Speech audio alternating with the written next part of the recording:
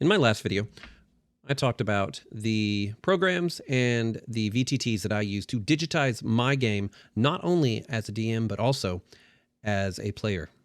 So this time, I'm going to go through Roll20, why you should use it, and especially what it's going to do for you new players out there.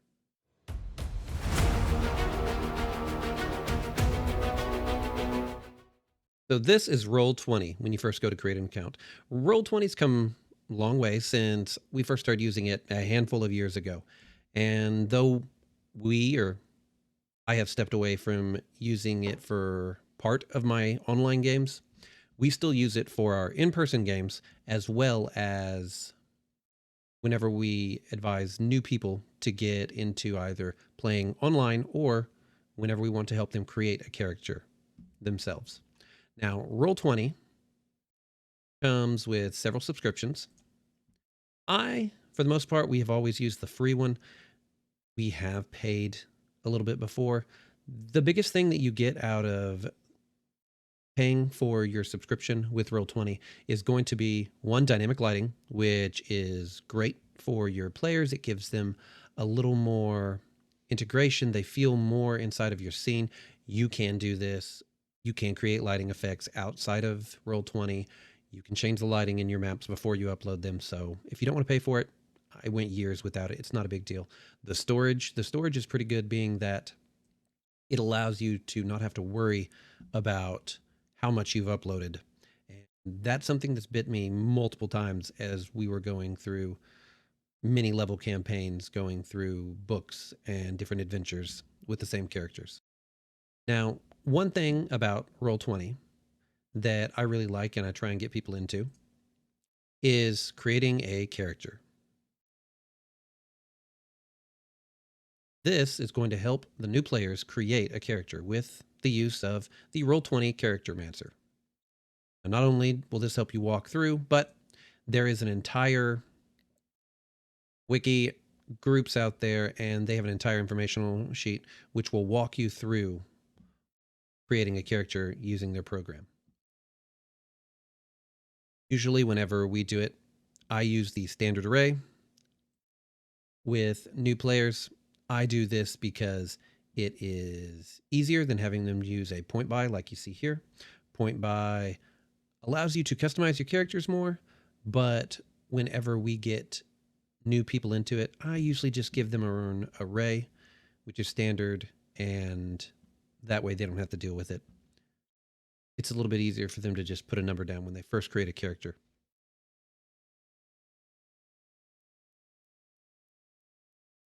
But creating a character with the Charactermancer is really easy, getting them set up on their race. Now, the only problem is that you're only going to have the SRD on Roll20 unless you buy material from their marketplace, unless you buy modules or something like that.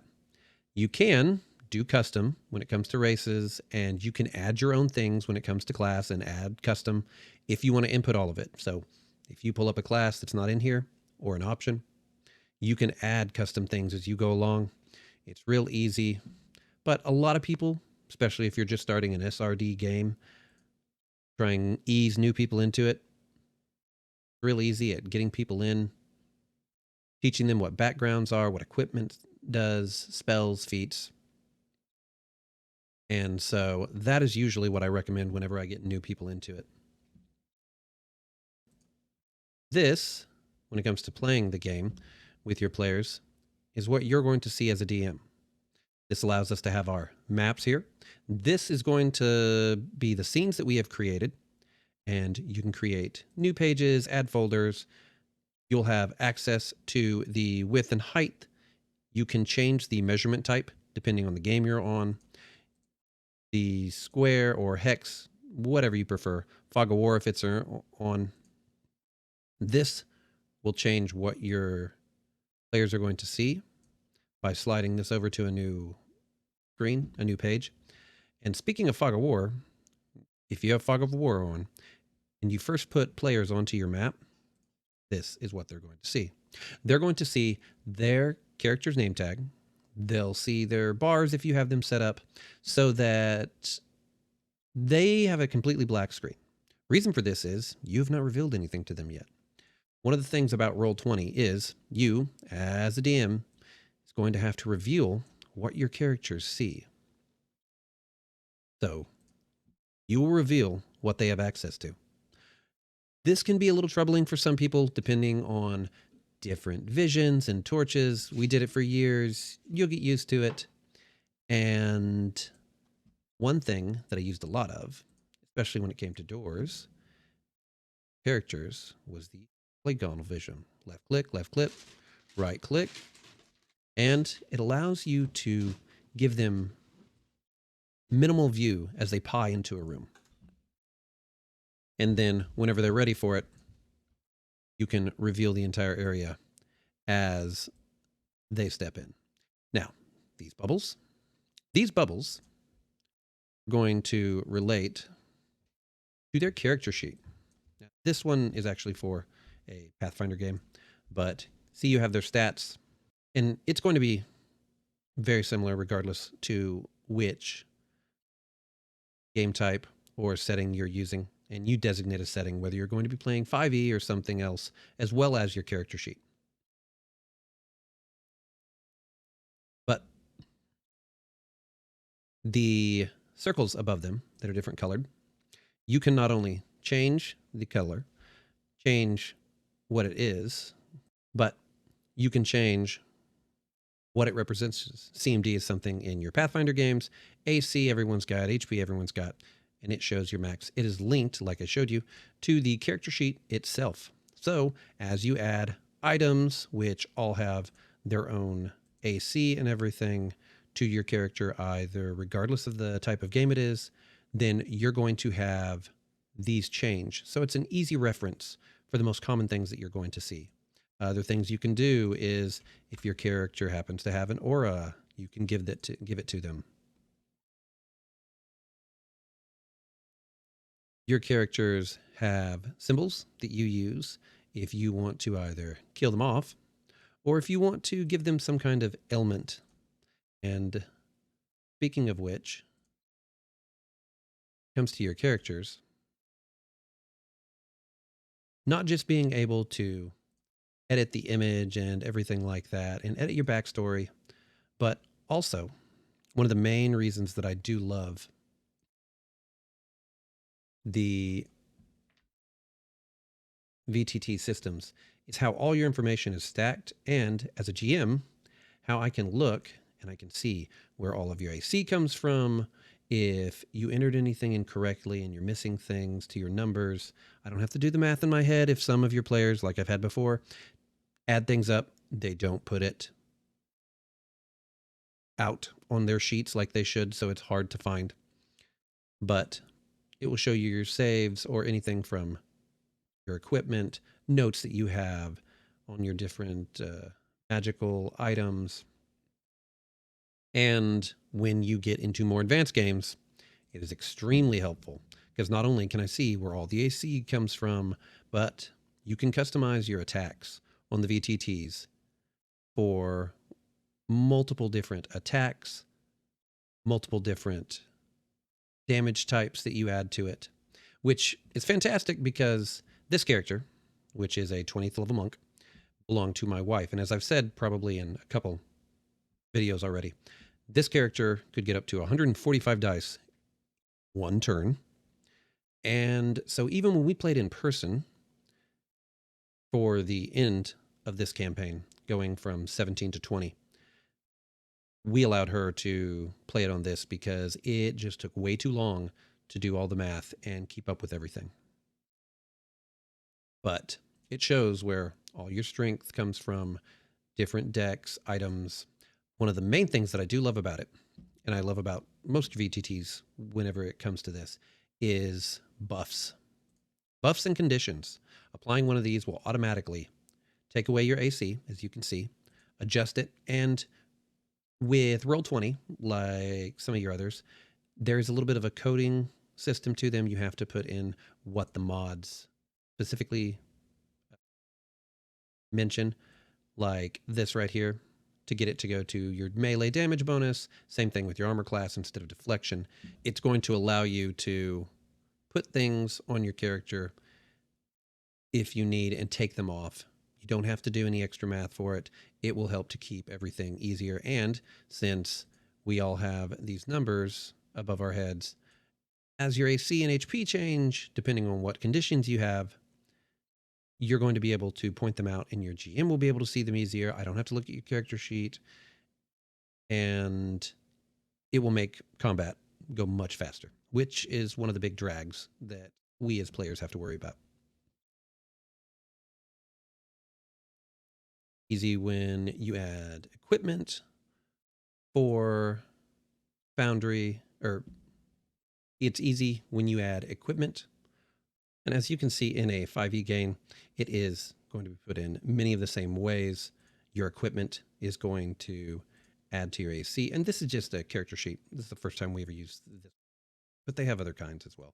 Places for your spells. This is my character from Dragon Heist that I played. Putting monsters on the board are fairly easy. You can either upload an image, and then you just drop an image down.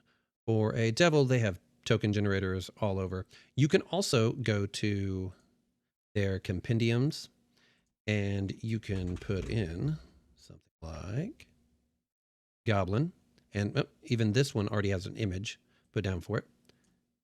You'll put it down. It will import and bring up a character sheet for you automatically. So as you can see, goblin. Now, you are going to notice there's going to be a difference. One, it's going to be here, so you'll have to make a separate section for your monsters if you want to keep them in your crit. Also, you'll notice that the character sheets are not the same. You do not need a full player character sheet for what you're going to have with a monster. Whenever you import through Roll20, it is going to give you the monster. It will have all the attacks, everything you need. You don't need anything else.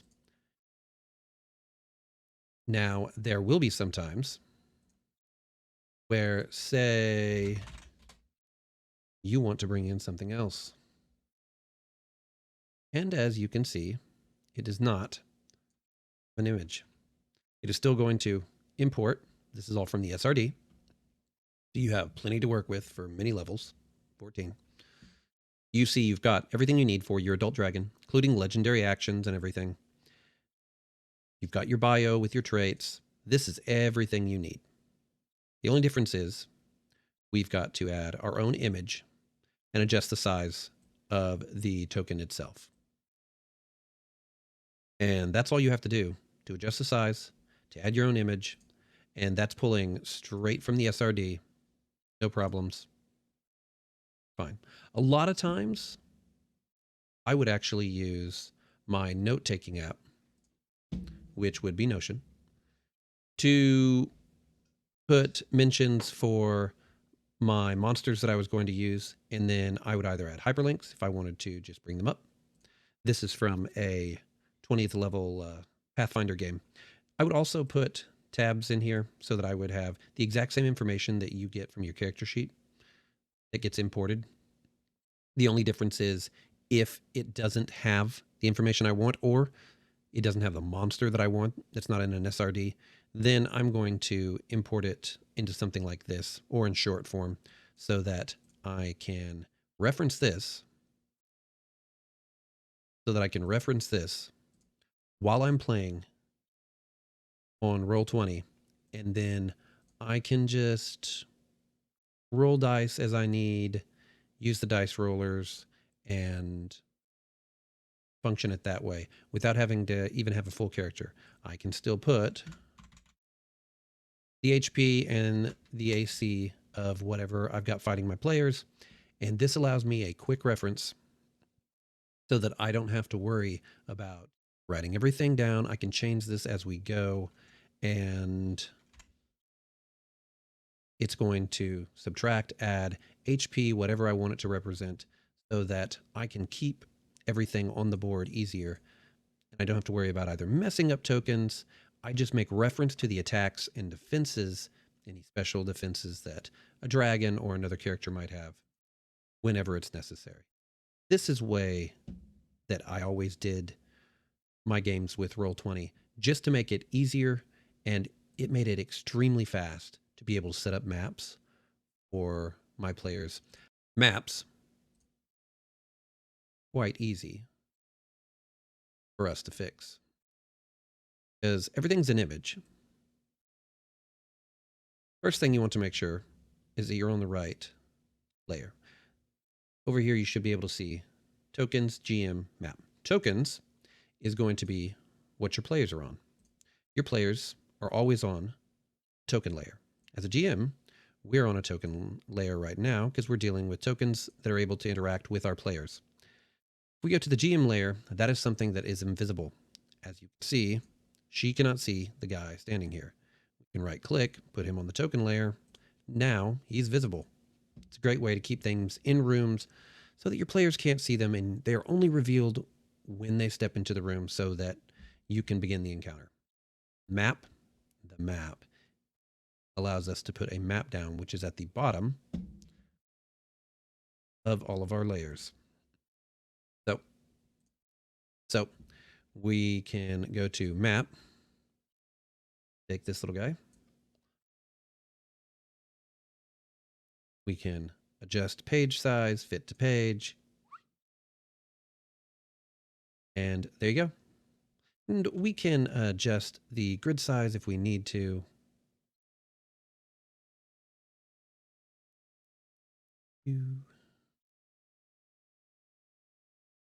And that is all we have to do.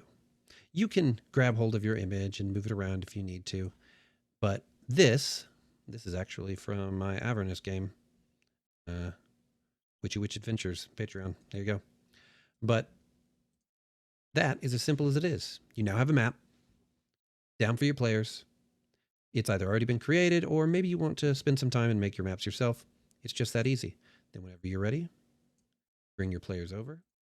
One thing you will have to do is you're going to have to take your players, token layer, group them up, and you either drag them in place from where you have them over here, or I usually just grab them and paste them over if they're the right size. And obviously I showed you how to change the size. So, but that transfer them to the next page.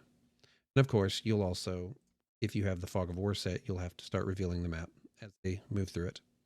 When it comes to rolling dice on your characters,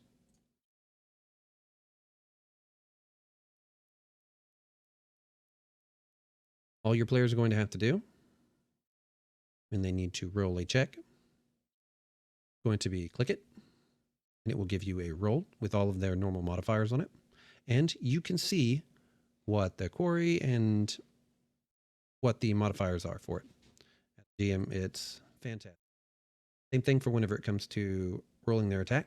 At her, she only has one attack, but it shows her attack, shows her damage, and then bludgeoning and piercing, which she hasn't marked because that's what her weapon is. Same thing for reflex saves. And as you can see, we can do the exact same thing for any of your 5e games. Rolls the exact same way. See what they rolled, what they add to it.